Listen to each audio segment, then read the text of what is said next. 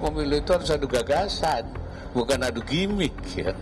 Jadi kalau yang ditonjolkan gimmick itu, ya saya kira itu tidak betul. Dan tinggal saya kira para pemilih sudah tahu kan, nanti siapa yang punya gagasan yang bagus untuk membangun bangsa ini. Pesan Wakil Presiden Ma'ruf Amin agar pemilu diisi oleh adu gagasan oleh para kandidat pemimpin ketimbang gimmick politik ditanggapi beragam oleh para capres-cawapres maupun tim suksesnya. Calon Wakil Presiden nomor urut 1 Muhaimin Iskandar berpendapat, gimmick politik justru dibutuhkan ketimbang saling menjelekan antar kandidat, apalagi jika kandidat menyasar pemilih muda. Kompetisi masing-masing menunjukkan keunggulannya, saya kira itu yang terbaik daripada mencari kesalahan kompetitornya. Lebih baik kita saling menunjukkan keunggulan masing-masing. Tim kampanye nasional Capres-Cawapres nomor urut 2 Prabowo Subianto Gibran Rakabuming Raka berpendapat bahwa media sosial adalah sarana paling potensial untuk memotivasi pemilih muda bersikap di pemilu 2024. Pemilih yang banyak itu 60% adalah Gen Z yang memang kita mesti berikan motivasi agar bangun pagi dan berangkat ke TPS, itu aja. Kalau di TikTok, di medsos, dia Prabowo Gibran, pagi telat bangun, nggak ada gunanya kayak gitu. Lain halnya dengan calon presiden nomor urut 3, Ganjar Pranowo yang menganggap setiap kandidat harus berani dikritik kaum milenial dan generasi Z jika ingin dipilih oleh pemilih muda. Ia pun menyatakan siap untuk itu. Nggak apa-apa, saya itu dikritik, dicaci, videomu udah berkali-kali, lihat di YouTube saya, lihat di IG saya, Pak Ganjar dikritik gitu. Enggak, karena edukasi. Penting untuk edukasi. Bagus lah videomu rame-rame, Pak itu tidak dikasih Pak, dia nggak mau Pak, dan Pak saya nggak terima. Nggak mau Pak, kepala dinas, apa lagi Pak, nggak mau, pokoknya maunya Pak Ganjar. Datang saya, dan ketika saya datang, nggak apa-apa. Nggak apa-apa. Maka sebenarnya kritiknya kita dengarkan, benar atau tidak kita jawab. Analis politik mengungkap, keinginan pemilih muda untuk mengemas politik dengan cara yang santai membuat gimmick masuk ke wilayah persepsi mereka. Salah satu yang disasar dari pemilih muda itu adalah top of mind mereka, dan biasanya karena keinginan untuk membincang politik itu mungkin jauh lebih rileks, jauh lebih santai. Kerap kali kemudian gimmick masuk ke wilayah persepsi mereka. Meskipun sebenarnya anak-anak muda sekarang, Gen milenial dan Gen Z, itu juga bisa didorong kepada hal-hal yang jauh lebih substantif. Berdasarkan data dari Komisi Pemilihan Umum KPU, jika diakumulasikan, total pemilih dari kelompok generasi milenial dan generasi Z mendominasi pemilih pemilu 2024, yakni lebih dari 113 juta pemilih atau 56,45% dari total pemilih. Tim Liputan, Kompas TV.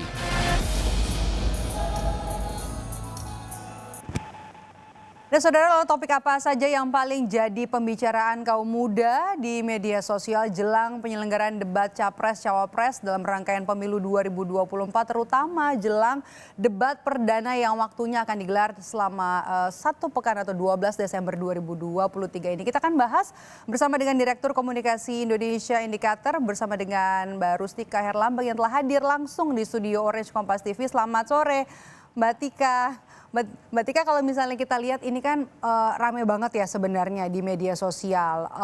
Sebelum kita tanya ke soal topik, dari 113 juta tergolong pemilih muda di pemilu 2024 ini, berapa banyak pemilih muda yang rutin mengakses media sosial terutama untuk informasi tentang pemilu? Oke, saya bikin time frame-nya dalam waktu 1 minggu ya, dari tanggal 28 November sampai hari ini.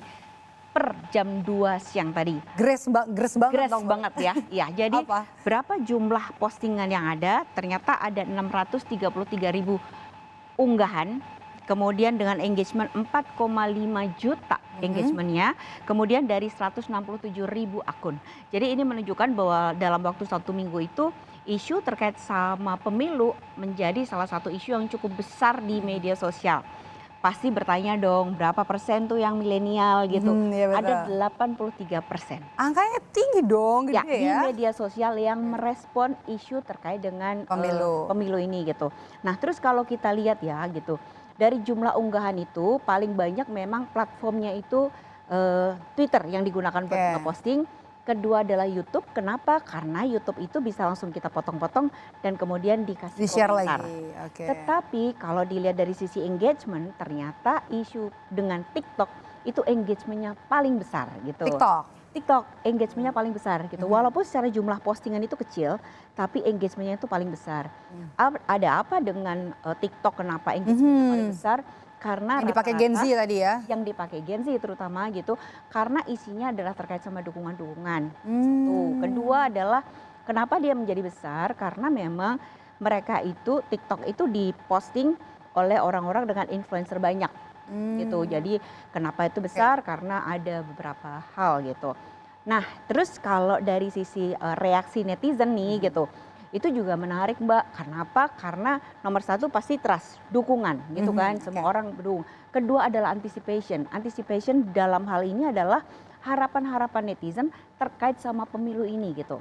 Dan ketiga itu memang ada emosi terbesar ketiga adalah disgust. Jadi mereka juga kecewa dan sebel gitu terhadap sesuatu Itu semua disampaikan di media sosial ya? Itu semua disampaikan di media sosial gitu.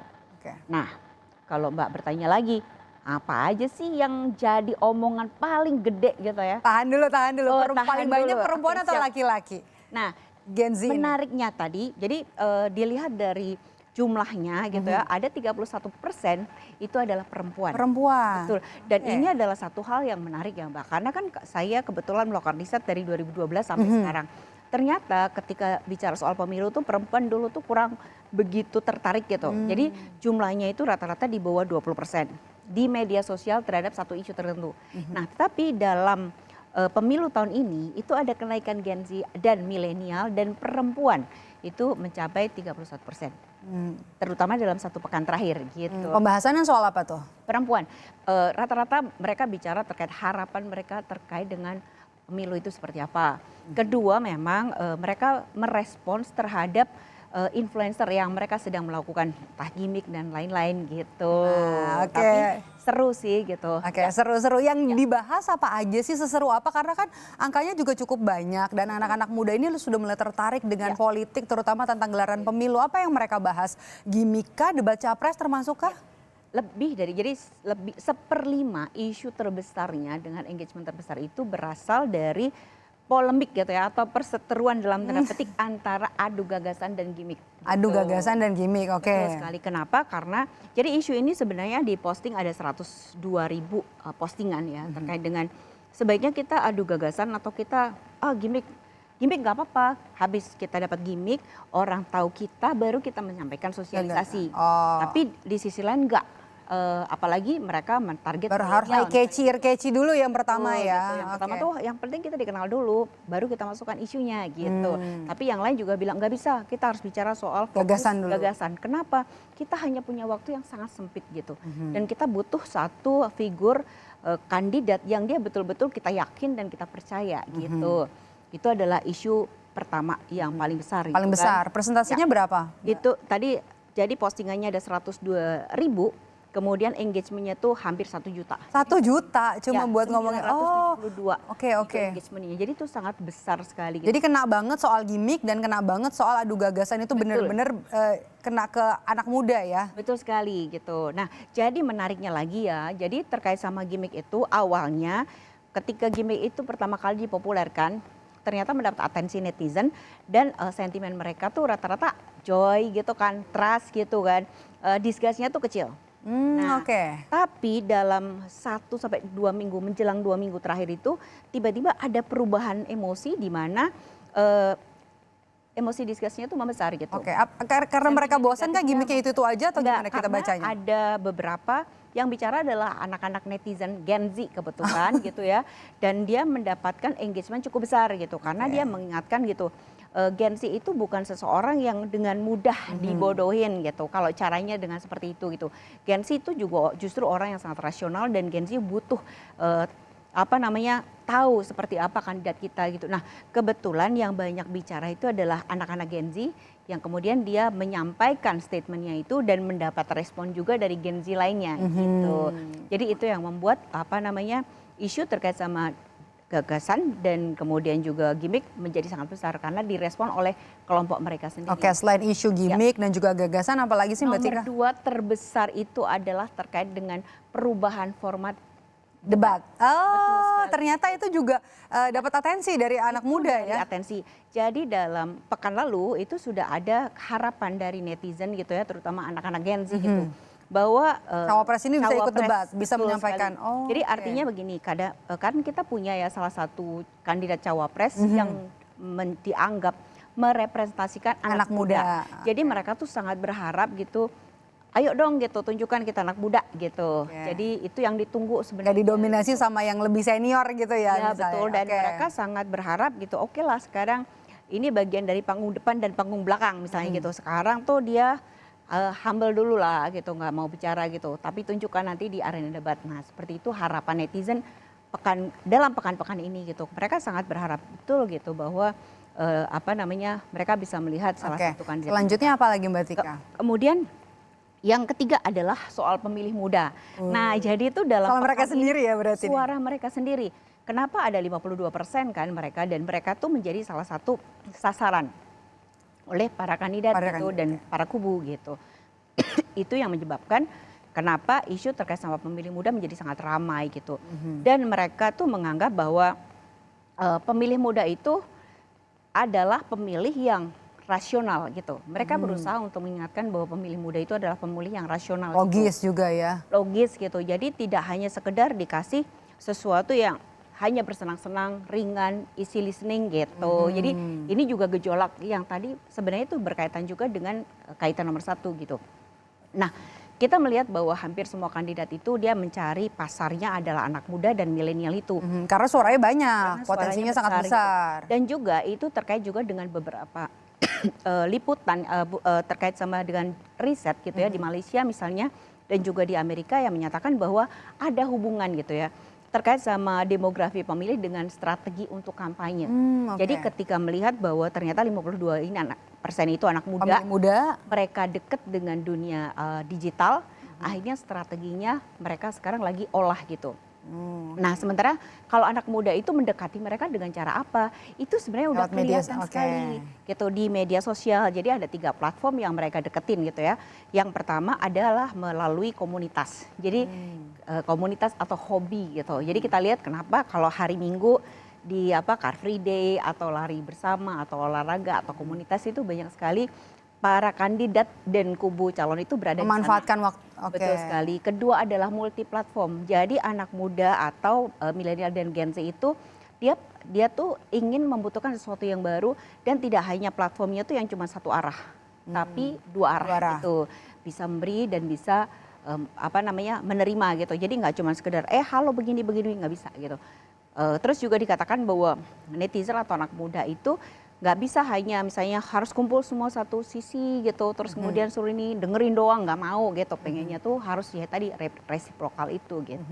Itu ada beberapa hal yang menarik Mbak. Tadi kan yang pertama tuh kan gimmick versus gagasan, yang paling besar angkanya, yang paling tinggi engagementnya. Terus kemudian juga yang kedua tadi ada debat yang sebentar lagi atau 1 minggu lagi bakal berlangsung, terutama soal formulasi debat ya nanti ketika ada formulasi debatnya tidak ada cawapres ini agak turun begitu ekspektasi pemilih muda. Karena mereka sangat berharap sekali gitu. Dan kalau kita melihat kalau debatnya tuh dia hanya diisi dengan visi misi satu arah itu kan anak muda kurang suka gitu. Dia suka ada interaksi. Bahkan interaksi di antara para kandidat gitu. Jadi tidak seperti debat-debat yang pernah ada. Betul sekali. Itu bukan debat yang diharapkan oleh pemilih muda kalau begitu ya, secara tidak langsung bilangnya kayak gitu ya. Pemilih muda kan gitu, betul. Yang ketiga soal pemilih muda sendiri ada lagi nggak habis itu yang paling sering dibahas? Yang keempat itu adalah deklarasi. Jadi kan kita lihat dalam namanya juga lagi kampanye ya. Jadi deklarasi kepada paslon itu adalah isu terbesar keempat. Kemudian yang kelima itu adalah terkait sama hoax dan disinformasi. Oke, anak-anak pay attention soal ini ya. Betul sekali. Jadi ternyata terkait sama hoax, disinformasi, misinformasi, rumor, desas-desus, itu gosip itu menjadi salah satu hal yang menjadi pemikiran mereka. Gitu. Jadi ternyata kita harus berhati-hati ya gitu terkait sama hoax dan disinformasi. Kenapa gitu? Karena kenapa ada banyak sekali informasi yang mungkin salah, yang sengaja didesakkan gitu, atau sesuatu yang disampaikan terus-menerus gitu dan itu salah. Dan itu salah gitu. Dan dianggap dan diyakini sebagai sebuah kebenaran gitu. Mereka juga mengingatkan bahwa dalam era digital itu kita melihat bahwa kita bisa menggunakan teknologi untuk melakukan itu. Sehingga beberapa hal yang terkait sama hoax, disinformasi atau misinformasi itu jangan sampai itu terjadi di Indonesia sehingga dia bisa menghancurkan dalam tanda petik pemilu di Indonesia gitu. Karena yang dikhawatirkan itu adalah disinformasi yang masif, tersistem atau terstruktur, apalagi di era digital mereka bisa dengan melakukan rekayasa algoritma gitu kan. Itu bisa sangat dilakukan dan itu yang dikhawatirkan. Kenapa? Karena di beberapa negara yang habis pemilu ternyata disinformasi, misinformasi dan hoax itu sangat mendominasi sehingga mampu untuk menggeser opini masyarakat yang itu akan berimbas pada hasil pemilu. Mbak Tika, apakah penggunaan buzzer, influencer gitu-gitu masih berpengaruh nggak sih untuk nge-grab suara, nge-grab atensi dari para pemilih muda ini? Masih sangat berpengaruh juga. Nah, jadi kan dengan adanya influencer itu kenapa kita melihat bahwa kenapa influencer itu sangat diperlukan, karena dengan influencer itu beberapa kita punya visi misi atau program lebih mudah disampaikan mereka karena mereka sudah tahu caranya seperti apa. Dan mereka tuh melihat bahwa kenapa menggunakan influencer, karena mereka berharap dapat yang namanya bandwagon effect gitu.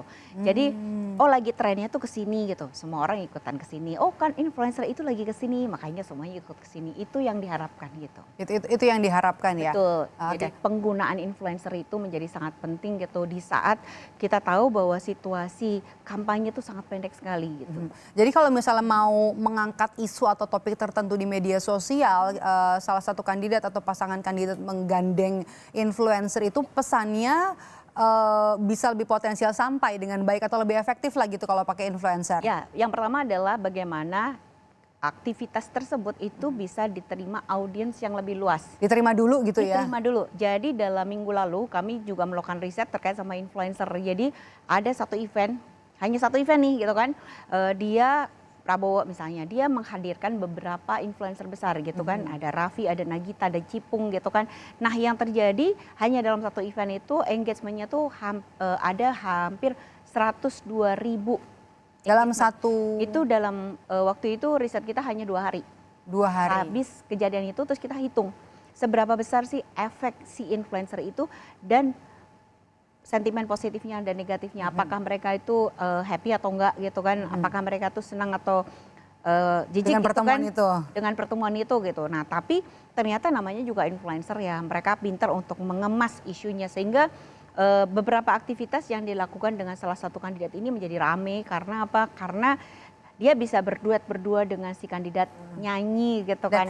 Dan itu ini jadi isu terbesarnya sebenarnya ya? Ya, dalam pekan kemarin itu influencer itu menjadi salah satu isu terbesar. Oke, nah kita akan lihat ini tadi yang seperti disampaikan oleh Mbak Tika, isu terbesar dalam pekan ini. Tadi yang pertama engagementnya paling tinggi ya Mbak Tika, ini adalah gimmick versus adu gagasan. Ini mendominasi, setelah itu anak-anak muda tertarik sama debat cawapres yang formulasinya kemudian juga diubah oleh KPU. Dan ternyata ini mendapat perhatian dari anak-anak muda. Dan ini juga ada pemilih muda ya Mbak Tika di posisi ketiga, kemudian juga posisi keempat ada deklarasi. Selama hampir sebelum masa kampanye ini kan deklarasi ini kan banyak di mana-mana di KPU, kemudian juga deklarasi damai dengan segala macam gimmick-gimmick yang juga disampaikan. Ini ternyata menyita perhatian pemilih muda. Ya, betul sekali gitu. Jadi event itu juga event di mana dilakukannya deklarasi gitu itu juga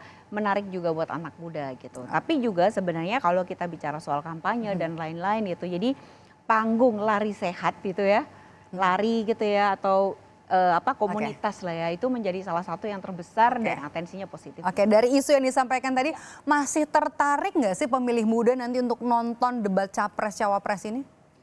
Nah, kita tergantung. Kalau misalnya betul-betul hanya menyampaikan visi misi semata gitu ya, mungkin netizen muda mungkin kurang tertarik. Kenapa?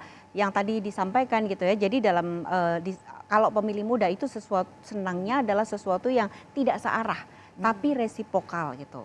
Ada timbal balik gitu. Ada adu gagasan. Nah, itu setidaknya dalam 1 minggu terakhir itu adalah harapan daripada netizen muda terhadap pemilu supaya mereka bisa tahu betul gitu siapa kandidat yang terbaik untuk mereka. Kita tunggu nanti debat perdana nanti dari Capres-Cawapres di Pilpres 2024 ini. Terima kasih sudah bergabung bersama kami Mbak Rustika Herlambang selaku Direktur Komunikasi Indonesia Indikator. Sehat selalu Mbak Tika. Sehat selalu Mbak. Dan usai jeda saudara kami kembali dengan informasi calon wakil presiden nomor urut 2